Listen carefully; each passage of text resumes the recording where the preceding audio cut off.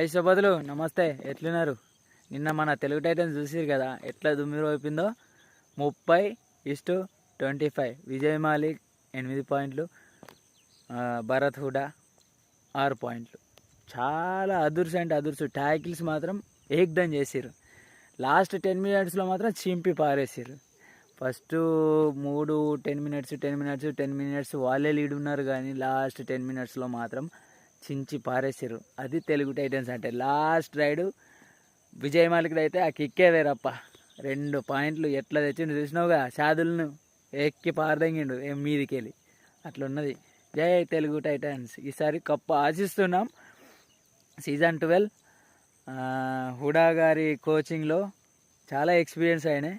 ఈసారి కప్పు కొట్టాలని ఆశిస్తున్నాం. పక్కా ఇది మనకి ఈసారి కప్పు వచ్చే సూచనలు నాకైతే కనిపిస్తున్నాయి.